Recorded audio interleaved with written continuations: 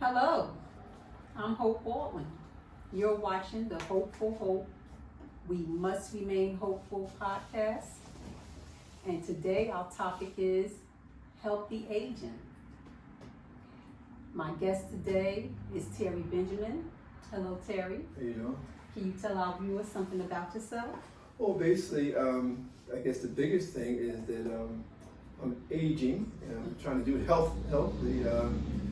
Into my second retirement, I retired first from college administration, and then I went to teaching, and I retired from teaching. But I find that I guess the biggest thing, that life goes on. If life goes on, I know for myself, I want to live the best life that I can. I mean, there are people who are at my age, I'm 73, and feel pretty good. And it's all because I'm making a conscious effort to stay healthy and to age in a healthy manner. Okay. Aging is a continuous process. It's unavoidable. That's right. You know, it's inevitable. It's something we all are going to go through, but it's how we age is what really matters. That's right. So as far as your healthy aging, you know, by the grace of God, you made it to 73. That's right. A lot of us are not going to make it to 73. Well, So how did you start your daily regimen? Did you take a seminar? Did you read books? How did you get to your daily regimen of living healthy? it's a good point you're making. And I always tell people, you know, you can't start living healthy in your 50s and 60s and 70s. You got to start back. And I remember when I was 19 years old, I read a book that changed my life. It was a book entitled How to Eat to Live by Elijah Muhammad. Now, I never became a Muslim. I would consider myself Christian Baptist. But this book was so intriguing to me. And one of the things it says, you should only eat one meal a day. Now, for me at that time, that was radical because people saying breakfast, lunch, and dinner. But what he was saying is that it was related to fasting. Because when you fast, you sort of slow down the body's processes. And by doing that, you slow down your aging. Because we can't stop aging, okay, because that would be death. Yes. But we can slow it down, because you're going to age, but slow it down. And so that book really changed my life, and it really got me to the point where now I think in terms of how do I want to look when I'm 80, and then I'm 70, and when I was going back in my life, you know, when I was 20, how I was 30, and then 40 and 50, that kind of thing. And what happened is that I've always been like 10 years ahead of myself in terms of my thinking, in terms of my progress. So I think for myself personally, that made the biggest difference. I didn't start thinking about aging when I got old, but when I was younger. So how old did you really start having one meal a day? Because that's what I do. I do one meal a day, but not because I read the book. Yeah. It just seemed to work for me. Yeah. With the way my work schedule was. I would eat lunchtime, then I was working and going to school. Then about the time I got home, it's like I really didn't want to eat, but I know if I didn't eat something, I would be up 2, 3 o'clock in the morning, starving, not being able to go back to sleep. So I began eating snacks. Yeah. You know, like yogurt, nuts, bananas. I would try to eat that between 5 to 7, you know, just to have something in my stomach to keep me woke. Yeah. That's a good thing, but again, as I did my research on this whole eating thing when I was much younger, and I realized that when they said eat breakfast, lunch, and dinner, that was really designed for a time where people worked in the field. Okay, so they needed that energy. Okay, and you know, so you get up in the morning when the sun comes up, you go out into the field, you're working, and then you break. Well, you're gonna have another time to work, so you need that. You know, and then you know, I guess you can have the meal in the evening. But I realized that in our modern society. I never worked in a farm. I never had that type of situation. And I found for myself, there were times when, you know, I would wake up in the morning, I really wasn't hungry. Exactly. And then, you know, and then lunch, sometimes, when I was working, I would always take a late lunch. Because people would take a lunch at maybe 11, 12, and 1. So I would take my lunch at 2. So then when I got home, my wife had cooked dinner, so I felt obligated to eat. Of course. But you know, that was now it's different. Now you know I'm single. I'm living my life by myself, so I find for myself it's easier to deal with that. And now they call what I did or what I was doing now they call it intermittent fasting. Oh. So I'm an intermittent That's fasting. what they call it now? Yeah, that's what they call it now. I thought it was just I'm not hungry. Yeah, Yeah. and that's the point, because I was told after I had my second son, I gained maybe 50 or 60 pounds. Yeah. And I was told by someone who lost around that amount of weight, Yeah. before you eat breakfast, ask yourself, am I really hungry? That's the question. And your answer may be no. So I would come to work, I think I had to be to work at that time around 8 o'clock. Yeah. And I would just wait till lunchtime to eat. That's right, yeah. And then when I get off work, I'm working like a 9 to 5. It's after 5 now. Yeah.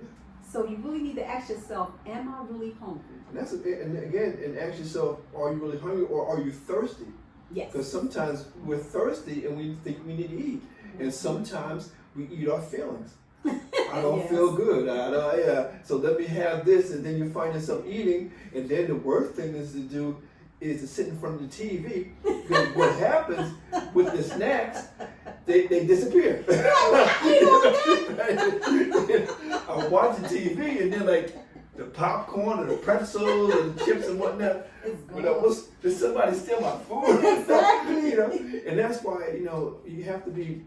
I think to age healthily, you have to be more mindful. Okay, we know, my thing when I wake up, I as a check, how do I feel? Yes. And how do I feel at this moment? Yes. Not so much worrying about what's going to happen next, but at this moment. And I check myself, and I realize that, okay, the body also has to have exercise because you have to burn up that fuel. That was my next question. Right, because if you don't burn the fuel, that's going to really translate into fat. Right. And so you don't want that. And myself personally, I don't have a scale in my house because I usually determine my weight loss or gain by the way my clothes fit. Exactly. So I have a quote. The longer I live, the more beautiful life becomes. Frank Lloyd Wright. Now that is a mindset. It is. So you really have to be in the mindset to embrace beautiful things and peace of mind. Of course. So if you're in the wrong mindset, you may not understand what I just read. Well, yeah, but again, in terms of mindset, is either you have a fixed mindset or you have a growth mindset. Exactly. Now, the fixed mindset is just, okay, this is the way it is, it's never going to change. But a growth mindset is to realize that when people introduce me for different speaking engagement, I give them something to say about me. Because I don't want to go through all the degrees and whatnot. I said, look, this is Terry Benjamin, writer by nature, author, content creator, and keynote speaker. Now that's how I see myself. And that's why, I have that mindset, but the thing is that, and the thing that has helped me more so than anything else is the fact that I'm an advocate of healthy aging, but I'm also an advocate of lifelong learning. Yes. Okay, we got to keep on learning. A lot of us, in this country, you have to go to school. It's mandatory, high school. Now some people get past it, they leave before high school, but at least high school. But after that, your education is up to you. Exactly. So you can be smart or not as smart as you decide. Yes. And I'm always, like I said, I read, I write, but I'm always learning. I'm always trying to find out different things. And for me, that makes me feel that I have something to look forward to. I think what happens with a lot of our older citizens, senior citizens, is that they don't have anything to look forward to. They feel life is over. Someone told them that when you retire, you're supposed to sit back and take it easy. And that's the worst thing that you can do. Yes, again, that's your mindset, because it's a known fact that a lot of senior citizens become depressed. That's right. Do you find yourself ever feeling that way? No, I don't, because I'm the type of person that I know what makes me happy, and I know the people that make me happy. If I want to have a good day, I just go and visit my grandchildren, because they keep me That'll on my do it. toes. That will do it. This, that, and whatnot. And again, and I see through their eyes the way they're living life. And one of the things that I tell seniors not to do, not to get to the point where you go, I'm living for my son or my daughter or for my children. Yes. Please, That's please. it. They don't need that. You have to live for you, because they're going to grow older and they're going to do what they have to do, whatnot. So you have to have a sense that I'm living for myself. I'm living my best life, because I unfortunately have a lot of friends and acquaintances that are not doing very well. And they're not doing well because they have gotten to a point where they feel as a senior they got to play the victim. One of the things about healthy aging is not be the victim. Okay, you are not the victim. Whatever happens to you happens to you. Okay, but you have control of that. Now, there's something that you can't control, but most of the things you can't control. And I look at the whole thing as holistically. Okay, is mind, body, and spirit. Yes. What are you doing for your mind? Okay, what are you doing for your body? What are you doing for your spirit? And all these three things work together. And you put exercise in there, because the body has to be in motion. The body's not built to sit around. And if you sit around, you have to, because my whole thing, if you sit around, you got to exercise more. Exactly. It's like you're pedaling backwards. That's right. And you see, the thing is, you can't be a couch potato and then jump up and think that you're going to do something. No, because what happens, the body sort of gets to the point where it sort of relaxes into that, to the point where you don't really feel like doing anything. And then that's the worst thing you can do, because I know for myself is that I used to wake up at 5 and I used to go to bed at 10. But when I go through my day, at the end of my day, I give it like an inventory. What did I do today? Exactly. You have to check yourself. You have to. Because again, I would hate to, feel that God has given me this life and then I wasted it. And that's why I think, because now I'm in my 70s, I think more about legacy in terms of what I'm leaving behind. But I know for myself is that that's an everyday situation. Every day I read. Every day I write. Every day I talk. Every day I look. I listen. I view things. I'm the type of person that I like to watch movies. And I tell myself that I'm studying the movies, how it's put together. Both times. That's what you But most of the time, I just enjoy movies. Because when I was a kid, every weekend we went to the movies. Every weekend. And that's why I saw the Beatles, Elvis Presley, all kinds of movies. But now I'm at the point where I can sit down and program my own TV. Technology, Yeah, right? technology, beautiful. Back when there wasn't no TV, please. Now we have all this. Well, listen to me. Back in the day, if your favorite show came on at Friday at 8 o'clock, you better be there. They call it appointment TV, because you don't know when you'll see that show again. That's right. But now, you can bring it back, rewind it, put it over here, I'll catch that later, and that kind of stuff. It's a beautiful thing. It is a beautiful thing. And again, like I said, just go to movies every Saturday and Sunday, but now I can go to movies every night. How about that? Because we have the technology, and it makes me laugh that one of the things about healthy aging is the fact you have to embrace the technology. There are seniors who refuse to touch a typewriter, a Kindle one. Oh, that's for young people. No. That's for anybody that can use it, and you can use it. And I advocate that be comfortable. You have to be comfortable. You got to be. But if you're not comfortable using the technology, in my opinion, you're missing out. But I do advocate that you try to embrace it. So when it comes to healthy aging, do you think genetics is a factor? Oh, yes. Yeah, I do. Genetics, DNA, whatever you want to call it. Also, example, I'm 73. My mother is 87. My father's 89. Now, the thing is that there is longevity in my genes because of my grandmother and everybody. And so the longevity is there. But I think what it is that as you grow up, you see your parents doing different things. My mother, although she is in her 80s, she's still walking.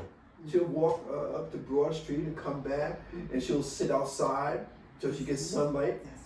She watches the news. I want to get her different things on their TV. No, I'm good with what I have. But the thing is that she has something to do. She has an agenda. See, the thing is that you have to wake up with a purpose. Because if not, what's the sense of getting out of bed? Right, so that's your lifestyle choices. Well, it is. Yeah. And for me, and I'm sure with you, is that riding is not a hobby; it's a lifestyle. Yes. You know, because you want to be productive, and you go from one project to another. Sometimes you have 3 or 4 projects at the same time. Yes, it's very therapeutic for me. Oh, yeah, I mean, I have at least 6 books on my computer. See that? At least. At least. And one in my head. Yeah. I always keep one in my head. Always keep one in my head. Right. And the thing is, like for me, you know, because I've never driven a car, I don't know how to drive. So when I'm traveling, whether it be on bus or train or whatever, I have a book bag, and I always have 2 books in my book bag, at least. I have a fiction book and a non-fiction book. And for me, I love, like when I'm traveling on a train, I'm reading. You know, that's sometimes my best time to read. But the point is that I always have something to look forward to. And now, because of technology, I was watching a news program last night, and the author was talking about his book. And I'm looking at the author, and I'm looking at the book, and I said, you know what? And I got my Kindle, and I ordered that book. And now I got the book on my Kindle. Now, we couldn't do that back in the day. No. No way. That wouldn't happen. But again, it goes back to the fact that this is something new. And for me, I have a sense of mastery. Because if I master this or I master that, that's going to add more to my life. And that's why I don't ever get bored or ever lonely, because I always have something to do. I have some company. So it's part of like creating your own purpose. If you can't find one, you can create one. Yeah, well, you know, again, one of the things that is in my favor is that when I was 9 years old, I told my mother, I said, Mom, I want to be a writer. And the thing is, the beautiful thing about it is that she didn't say, well, you know, how are you going to make money? How are you going to take care of yourself and your family? She didn't say that. And even more so, that amazing that, she didn't ask her, do you have talent? Can you know your mother was 9 years old. It's like, yeah, baby, sure. Yeah, and what she would do, I would make these little books and whatnot, and I would put them up on the refrigerator, you know. And she would put the books up on the refrigerator. She said, well, you got another book? Yeah, I got another book, you know. Because what I would do, get a full piece of paper, and I would fold the paper over. So now I have four parts to cover one another. And I said, Mom, I wrote another book for you. She said, okay, we'll put it up on the computer. So I put all these books in there. So she was enabling me, you know, and encouraged me to do this. And again, and I love her for that, because she was never a big reader, but she encouraged me in what I did. And I didn't know that a writer was a public speaker, was a college professor, was a seminar leader, was a coach. I didn't know all this, but the thing is that as I followed my path, I found those things. And then what happens, I didn't detour too bad, you know, because I didn't get involved in drugs and drinking, that kind of thing, because I was reading a lot of artists, and I saw some of their downfalls, but the thing that I see is that they were consistent in what they did. Because I tell my students when I was teaching, I said, look, your first essay is going to be okay, but your 10th essay is going to be good. So what you sort of work backwards, say like, okay, I know I'm going to get better. Of course. You know, and so I look for that, because even now as a writer, I mean, I don't think I've written my masterpiece. I sort of played with it. I did this and that, but I have an epic book in my head, you know, and I haven't really gotten around to do it, only because it's a scary proposition. Oh yes, it is. Sometimes, you know, I have to do better than what I did. This was a good book. Now I have to take it up a notch, right, to another level. Yeah, and so again, I go back to some of my mentors, and some of my mentors are people I never met, like Les Brown, you know. Right. And he says, you know, feel the fear, but do it anyway. You're gonna be afraid, okay? Of course. Because it's something new, you know. And so I will move to that. You know, I have another mentor friend, Shereen Clark, wrote a book, Don't Count Yourself Out. That's right. And so many people, before they even try, say, oh, I can't do that. And the biggest thing I found, Hope, is going to people who haven't done it. You know, say, I want to write a book. Well, you can't write a book. Well, why not? Well, it takes a lot, and so. Then the thing is, oh, that movie is so terrible. Tyler Perry is so terrible. Well, let me ask you, what was the last movie that you made? Because some people are not qualified. I remember I was in high school. A guy tapped me on the shoulder. He said, Terry, you have to learn how to drive a car. I said, I don't want to. He He said, yeah. He said, if you don't learn how to drive a car, you can't get girls. And I got nervous. Said, whoa, I want to get girls. I don't know what I'm doing when I get them, but I want to get girls. But of course, many times he knew what he was talking about, because there's another part to that. You know, the other part is being a good person, being a good guy. You know, have a nice apartment. You know, Exactly. dress well. You know, speak well. You know, women like men who are funny. Women like men who dance. And so again, as you do your research, and the thing is that I come from a family of dancers. Everybody dances in my family. My mother, my father, my son. He is, you know, he's in salsa. He was a break dancer at one time. He's a physical fitness guru. And the thing is that everything that has kept me aging healthily were things that are part of my routine. You know, I mean, it's, if I want to get someplace, I gotta walk. Okay, if I want to read a book, I have to either order the book, you know, and and I think one of the healthy aging things is what is your superpower? My superpower is that I read the books. I don't know, let's talk about it, you know. I read the books, and that's why when I was teaching, I had this big anthology, and they had these white writers and black writers, and I read everything, you know. So when I came to teaching, I could teach the full anthology. Nice. And the thing is, I think one of the things about aging is that you have to validate yourself, because we can't wait for people to say, oh, you're good in this, you're good in that. Sometimes you have to keep on doing it until you become good at it.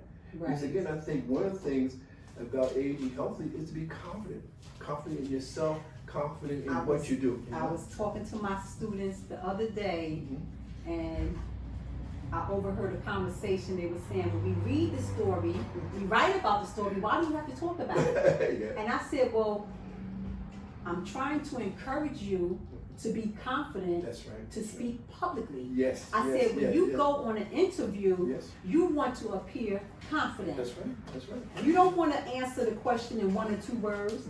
You want to have a good answer. You want to like sell yourself. That's right. That's So, and I said, so this is why we always talk about all the stories that we read. We dissect it, and I make them read everything they wrote and give an opinion, agree or disagree. We go through all of that. So when I was talking about it, I saw smirks on the face, because it was the ones I overheard. Why do you got to talk about it? Because I'm encouraging you to be comfortable talking publicly. right. I said, if you don't have any confidence when you talk publicly, you in school, and I asked you a question, and you read the story, you wrote about it, but you like, I said, that's not acceptable. That's not the answer. No. I said, so what you going to do in the interview? When it's time to sell yourself, you're trying to feed your kids. You need this job. You do it. And I think one of the things is that, you know, obviously, you know, you're in this 50s, 60s, and 70s, you should know yourself by now. Okay, you might, some things you might like, and some things you might not like, but you know what? That's who you are. Now you can get better. Of course. You can improve on it, Of course. but you have to understand this is the way that I am. You know, and then we break it down to being an introvert or extrovert. And I found for myself is that really it's all a combination of both, because there's times I'll be very introverted when I'm reading a book and whatnot, but when I'm teaching, I have to be extroverted. Exactly. But I have to know myself well enough to be able to do these things when it's time to do them. Okay. You know, and not sort of, you know, my thing is that, you know, a lot of our seniors want to play the victim. Oh, poor is me, I'm too old to do this, I'm too old to do that. And that's never the case. You're never too old. It should not be the case. It should not be the case. Unless, and this might be another area, unless you have physical limitations. Well, that, of course, that goes without saying. That's a different story. So I have a quote I want to share. Wrinkles should merely indicate where smiles have been. I love that. That's embracing beauty. You know, because especially when it comes to some women over 50, they feel like they're not as valuable as they used to be. Of course. So, you know, some of us, we go for the wrinkle cream, and we go for all of that. Me myself, I like Vaseline. I'm old school like that. I like Vaseline. I do Vaseline in a minute. I mean, when I'm on the show, I will do makeup for the cameras and everything. But when I go to work, I'm Vaseline. Vaseline girl. So I want to talk about spiritually real quick. Okay, so when it comes to healthy aging, spiritually, you have to have that a certain mindset to embrace your choices in life and to accept what you cannot change. That's right. So I want to ask you, are you spiritually? Oh, no doubt about it. No doubt about it. Because I know no matter how much I eat right, exercise, and everything else, it's really up to a higher power. Of course. Okay, and I'm the type of person. I don't believe that we just came together by accident. You know, and I don't believe in the Big Bang theory. It's already been written. Yeah, right. And so, if that's the case, I always say that. Like I quote James Kimbrough, and he said, the two most important days of your life was the day that you were born, and the day that you discovered why you were born. Exactly. And I know for myself is that I tell my students another thing too. I'm at the age where I'm into my work. Okay, because during my 30, 40, 50, whatever, I was doing jobs. But now I'm doing my work. But my work is to encourage other people to reach their full potential. Because again, this is something that you can't pay me enough for this. Right. That I can't put a price tag on that. But I know that gives me a sense of satisfaction knowing that I'm in a very small way doing God's work. Nice. Because I believe that He wants us all to be successful. And if I can encourage someone to be successful, especially when they didn't think that they had the wherewithal to do it, I feel I'm into my spiritual commitment and also my spiritual responsibility. Nice. I have another quote here. Age is just a number. Life and aging are the greatest gift that we could possibly ever have. Yes. Cicely Tyson. Oh. Cicely Tyson. And the thing with her, which is tragic and kind of beautiful, is that she completed her autobiography. Yes. And then she died the next week Wow. when it was published. And it just shows me that you never know. You never know when you might go. No, that's one thing he doesn't tell us. Right. And again, and that's why, I know I have to rely on a higher power to do that. Because I don't know if I have another 20 years. That's right. I don't know. We don't know. I can't determine that. But I know that I make every day count because I don't know. Because I don't know, I want to do as much as I can within this day to help others. Because in terms of I'm pretty set. I have everything that I need, Right. and many of the things that I want. And so I remain humble with that particular thought because again, there's nothing guaranteed. That's a hard place to get to. Well, it is. Everything I need and everything I want. That's a very hard place to get to. Yes. But the longer you live, the more chance you have to get to that. Yes. And they said, and talking about age, there's a quote that says that age is a number, but it's not a limitation. Exactly. Because some people think I'm too old to do this, I'm too old to do that. I have a good friend. She's going to college free as a senior. All her classes are free because she figured out a way how to do that. Now, how many people know that as a senior citizen you can go to college for free? Yes. I didn't know that. Yes, you can sit on any if they have courses that are available, you can sit on it. You can get your degree as a senior. I see senior citizens in the building, in class, not the professors, they're in class. Yes. And I find it so amazing because it's like you still want to learn. Because like you say, some seniors, they like, no, I'm not going back there. I'll do other things, but I won't do that. Yeah. And I see this man and he's relentless. I walk past the class and he's smoking. Right. And I just want to get his attention and go. So it depends on the individual. Well, it's it like does. with anyone. College is not for everyone. No, it's not. It's not, it's other ways, to go about things. But the thing is, I know, but that's why I don't say college, I say lifelong learning. Yes, which means exactly. that you will be learning something as long as you live. That's And right. for me, that's life. That's what life is. Nice. Okay, guys, you heard it here first. Terry Benjamin, Healthy Aging. That's right. I want to invite you guys to join me this Saturday, April 20th, Broadway Public Library. I will be having my book signing, selling my books, all 4 books. Please come join me. I would really appreciate your support. I also would like to let you guys know that you can visit my YouTube channel. Look me up, Hope Baldwin, Hope for Hope. We must remain hopeful. And please do not forget to hit the subscribe button. Don't just look and enjoy. I need you to hit that button. I would really appreciate you if you do that. So hopefully I will see you guys Saturday, and remember, I just had a senior moment. Talking about healthy aging, I just had a senior moment. And remember, persevering and education is the answer. Thank you again for joining me, and enjoy the rest of your day. I'll see you soon.